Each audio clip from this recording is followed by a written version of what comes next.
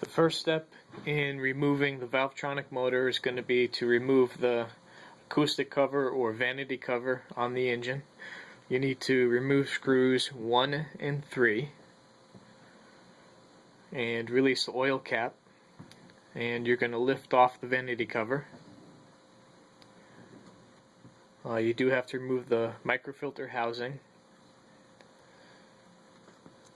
which is going to be up in this section here. And this is going to lift up. I have another video that I'll attach for removing the microfilter housing. With the vanity cover off, you're going to see the engine looks much like this right here. This is your Valvetronic motor. Now these instructions are basically for resealing the cylinder head cover.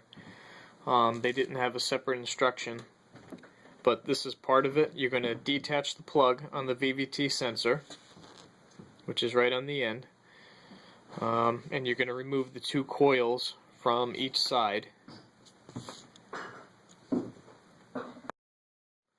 This is how you remove a coil. You lift up on the tab. That's going to unlock it, slide the electrical connector out, and these pull straight up and out.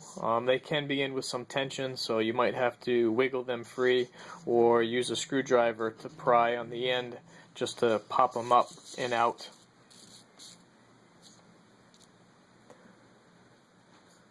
This is just installation. Plug it back in, lock it back down, and push it down. So you want to remove the 2 around the Valvetronic motor itself to give you space. So once the servo motor is loose, you can spin it, and since it's a worm gear, it's going to come right out. Installation is going to be reverse, so you're going to set it up, line it up, spin it into place, and then put the screws on. It's going to draw it in the rest of the way.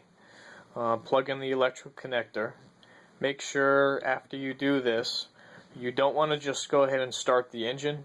You're going to want to put the key to the second position, put the key in, and then press the button. Make sure your foot is off the brake pedal. Press it so that all the instrument cluster lights come on. Give it a couple of minutes. It should do a recalibration of the Valvetronic motor. Shut the car off. Wait 10 seconds.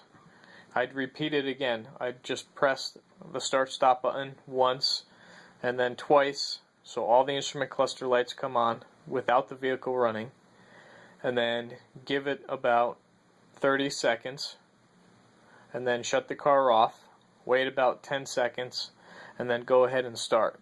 Typically when you replace a Valvetronic motor, it should learn its end stops. When you do that key cycle, it's going to try to relearn the end stops, but you would need the BMW tester to actually do the end stop calibration.